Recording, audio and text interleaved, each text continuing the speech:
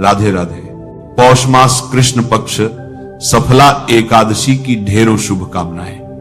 आज हम बात करेंगे कि जो आने वाली एकादशी है वो 21 दिन है, व्रत किस दिन किया जाएगा, 14 तारीख को करें या 15 तारीख को करें, सूर्य के मुख से एकादशी किस दिन है, द्वादशी युक्त जो श्रेष्ठ व्रत होता है वह किस दिन है, इस एकादशी का व्रत करना क्यों चाहिए, कैसे करना चाहिए।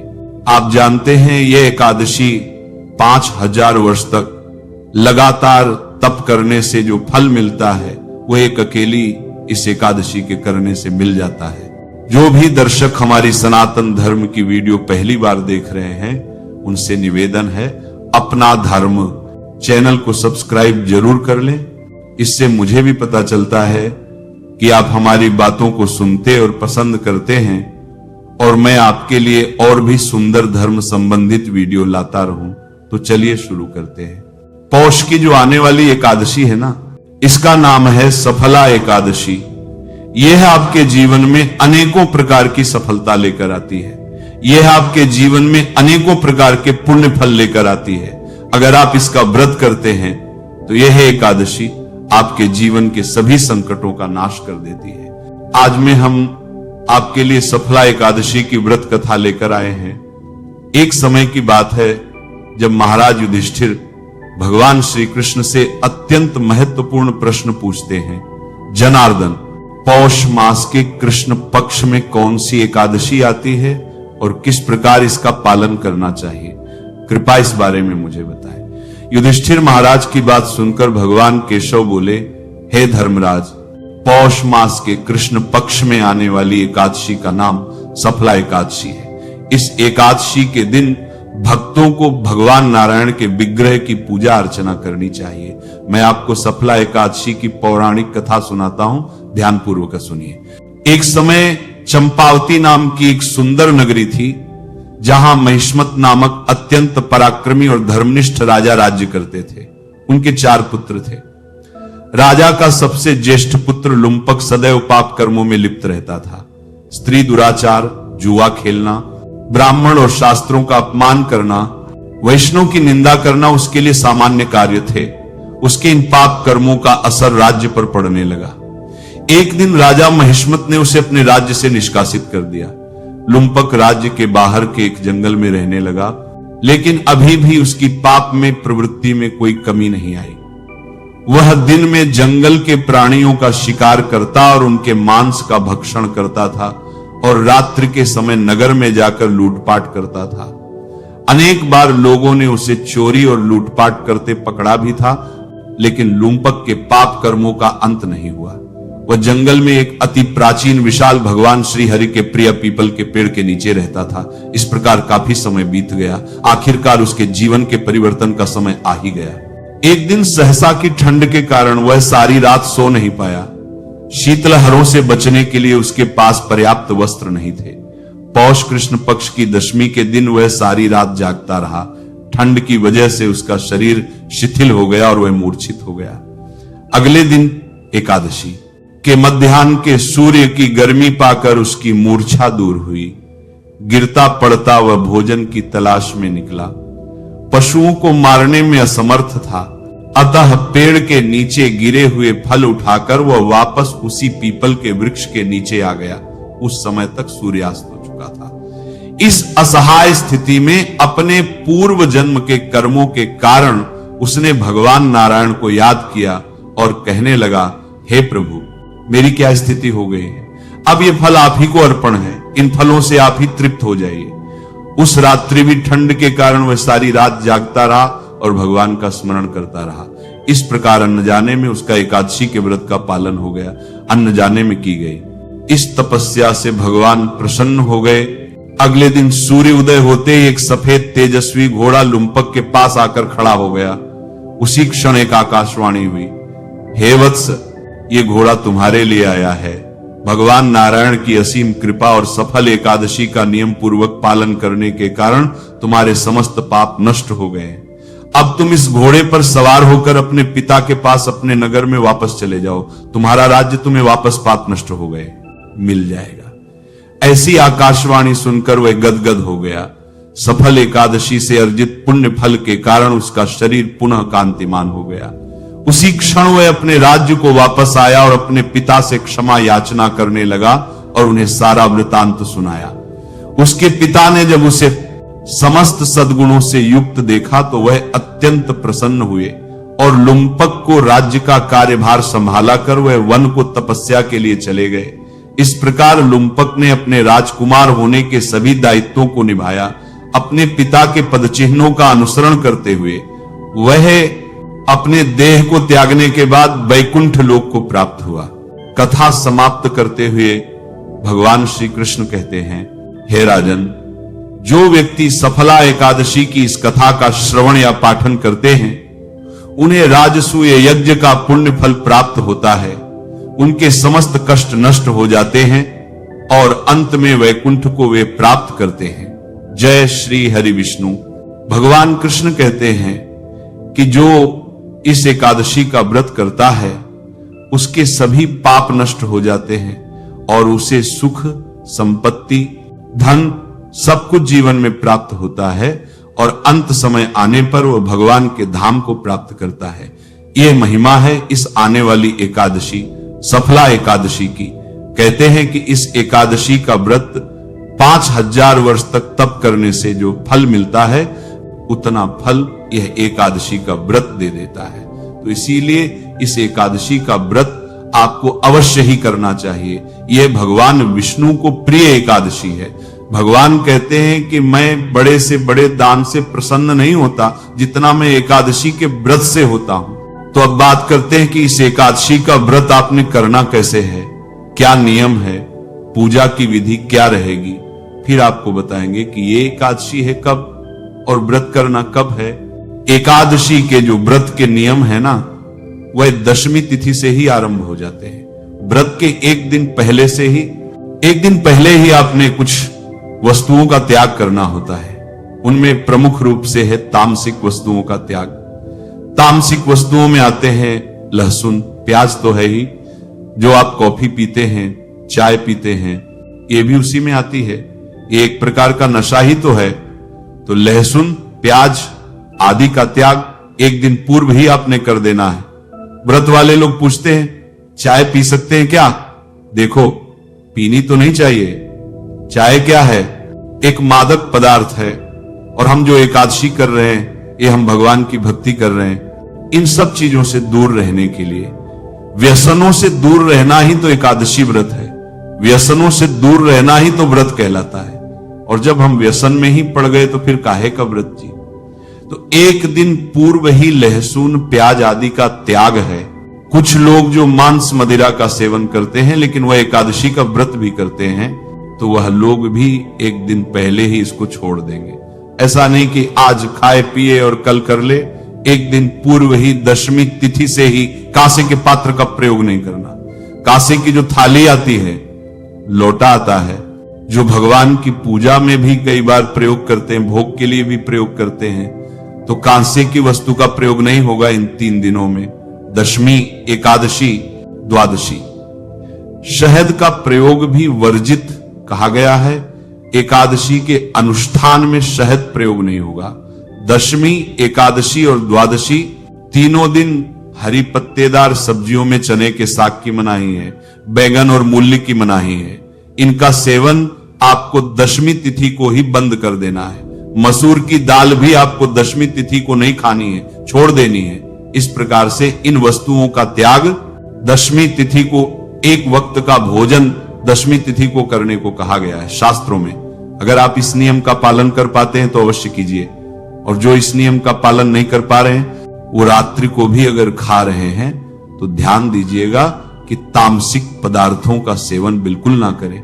रात को सोने से पहले दंत धावन अच्छे से करके सोएं, अच्छे से कुल्ला आदि करके सोएं, जिससे कि मुंह में अन्न का कोई दाना आदि ना रहे। पर एकादशी वाले दिन सूर्योदय से पहले उठ जाएं। उठने के बाद स्नान आदि करके स्वच्छ वस्त्र धारण करके और पूजन करें।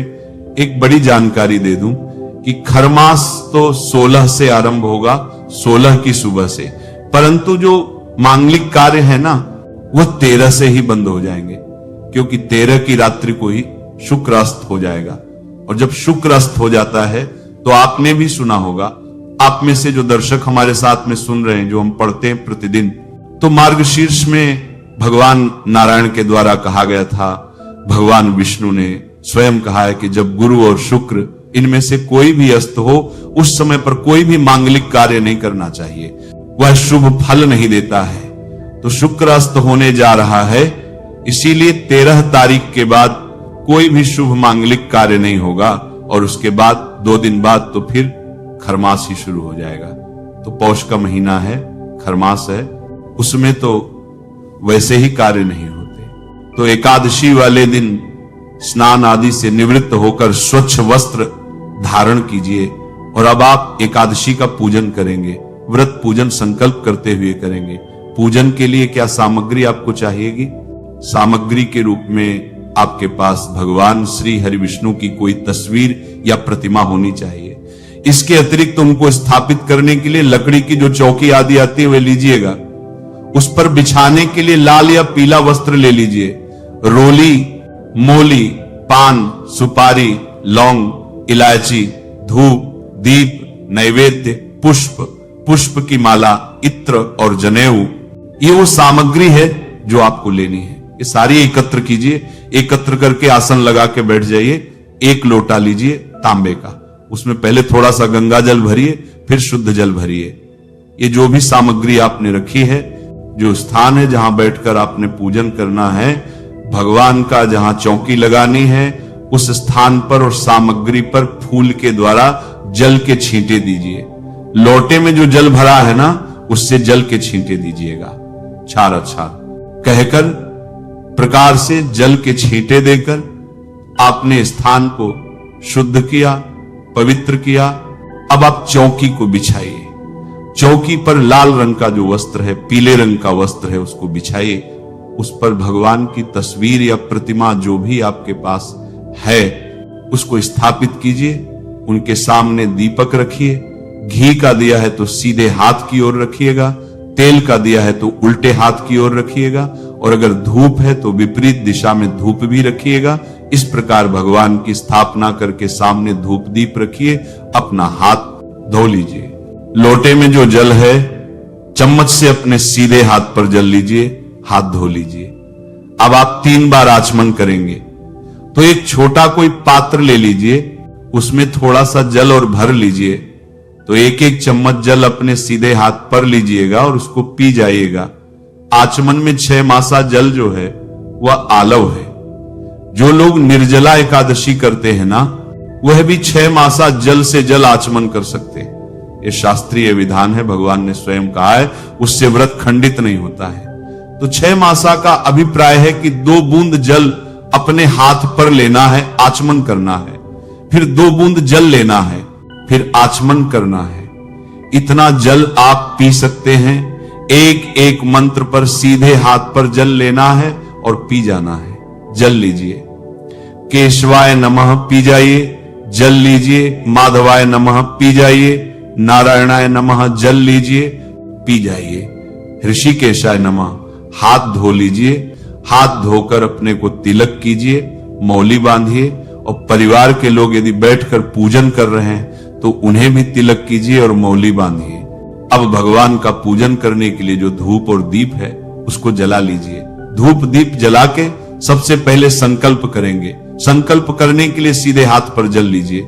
1 का सिक्का दक्षिणा के रूप में कम से कम रखिए। यदि जो भी रखना चाहे वह रख सकते हैं। 3 बार बोलिए श्री विष्णु, श्री विष्णु, श्री विष्णु। अपना नाम, अपना गोत्र, जिस स्थान पर बैठकर संकल्प कर रहे हैं वहां का मकान नंबर, क्षेत्र का नाम, शहर का नाम। एकादशी पुण्यतिथि में आयु, आरोग्यता, प्रजा, धन, संपत्ति प्राप्ति अर्थात शुभ संपत्ति प्राप्ति। भगवान श्री हरि विष्णु प्रसन्नार्थ एकादशी श्री विष्णु व्रत संकल्प, और यह संकल्प भगवान के चरणों में अर्पित कर दीजिए। संकल्प करने के बाद अब आप भगवान का पूजन करेंगे। पूजन करने के लिए भगवान को पाद्य, अर्घ्य, आचमनीय, मधुपर्क आदि अर्पित करेंगे। तो 1-1 चम्मच जल उनके सामने एक पात्र रख दीजिए, उसमें छोड़िएगा। श्री नारायणाय नमः। एकादशी व्रत श्री हरि विष्णु को पाद्य 1 चम्मच जल अर्पित कीजिए, अर्घ्य के रूप में 1 चम्मच जल अर्पित कीजिए, आचमनीय के रूप में 1 चम्मच जल अर्पित कीजिए, मधुपर्क के रूप में 1 चम्मच जल अर्पित कीजिए। अर्पित करके अब भगवान को स्नान कराएंगे तो फूल से भगवान को जल के छींटे दीजिए, और जिनके पास प्रतिमा है ना, वह शंख से भगवान को स्नान कराइए। शंख में जल भरिए और भगवान को स्नान कराइए। प्रेम से भगवान को अगर आप शंख से स्नान करा रहे हैं तो ये मंत्र बोलते हुए स्नान कराइए। अब पंचामृत से स्नान कराएंगे। पंचामृत में शहद का प्रयोग नहीं होगा। कच्चा दूध, दही, घी, शहद के स्थान पर गंगाजल और शक्कर पंचामृत बनाइए। जो तस्वीर पर पूजन कर रहे हैं वह फूल पर लगा लीजिए और अर्पित कीजिए भगवान को। नारायणाय नमः पंचामृत स्नान, शुद्ध जल से स्नान कराइए। तस्वीर है तो छींटे दीजिए जल के फूल के माध्यम से, और प्रतिमा है तो आप शंख में जल भरिए और स्नान कराइए। नारायणाय नमः, श्री नारायणाय नमः, श्री नारायणाय नमो नमः स्नान, शुद्ध जल समर्पित कीजिए। स्नान कराने के बाद भगवान को वस्त्र अर्पित करेंगे। वस्त्र के रूप में मौली का टुकड़ा तोड़िए और वह अर्पित कीजिए। जनेऊ लीजिए, जनेऊ पर रोली का तिलक कर लीजिए, जनेऊ अर्पित कर दीजिए। जनेऊ अर्पित करने के बाद भगवान को तिलक करेंगे। रोली चंदन का तिलक करेंगे भगवान को। तिलक करके इत्र अर्पित करेंगे। इत्र को फूल पर लगा लीजिए और भगवान को अर्पित कर दीजिए। इत्र अर्पित करके फूलों की माला है तो माला पहनाइए, अन्यथा पुष्प अर्पित कीजिए। फिर धूप दिखाइए, दीप दिखाइए और नैवेद्य अर्पित कीजिए। नैवेद्य के रूप में फल हो तो फल अर्पित कीजिए, मिठाई है तो मिठाई, अन्यथा मिश्री या बताशे अर्पित कर दीजिएगा। और फिर जल आचमनी के रूप में 1 चम्मच जल भगवान को अर्पित कर दीजिएगा। तांबुलम पूगी फलम, अब तांबुल अर्पित करेंगे। तांबुल क्या होगा कि पान का पत्ता लीजिए, उस पर 2 लौंग, 2 इलायची और 1 सुपारी रखिए, वह तांबुल बनाकर अर्पित कीजिए। या मीठा पान आप बना बनाया लाकर वह भी अर्पित कर सकते हैं। जो भी दक्षिणा आप अर्पित करना चाहें भगवान को, वह दक्षिणा अर्पित कीजिए। हाथ जोड़कर भगवान को नमस्कार कीजिए, प्रभु आप हमारी ये पूजा स्वीकार करें। हम आज एकादशी व्रत कर रहे हैं, उसके निमित्त पूजन हमने किया है। अब बैठकर आप एकादशी की कथा सुनिए, उसका श्रवण कीजिए, आरती कीजिएगा। आरती करने के बाद नियम अनुसार दिन को व्यतीत कीजिएगा। कथा के बाद यदि आप कोई कथा के लिए दक्षिणा आदि अर्पित करें, उस पर आप भेज सकते हैं, या ब्राह्मण को यहां अपने घर पर बुलाए कथा करने के लिए, तो उनको दान दक्षिणा आदि लेकर विदा कीजिए और नियमों के अनुसार दिन व्यतीत कीजिए। नियम क्या है कि ब्रह्मचर्य का पालन करना है। यह बड़ा नियम है, यह नहीं टूटना चाहिए। किसी के प्रति वैर भाव नहीं, अपशब्दों का प्रयोग नहीं, किसी का अहित नहीं करना, किसी पर क्रोध नहीं करना, किसी का नुकसान नहीं करना। शांत चित्त होकर प्रभु के चरणों में मन को लगाते हुए दिन को व्यतीत कीजिए। घर में किसी प्रकार का कलह क्लेश ना करें, क्योंकि भगवान नारायण विराजमान है। सायंकाल को कीर्तन करना चाहिए। कीर्तन के लिए अगर आसपास मंदिर में कहीं जा सकते हैं तो जाइए।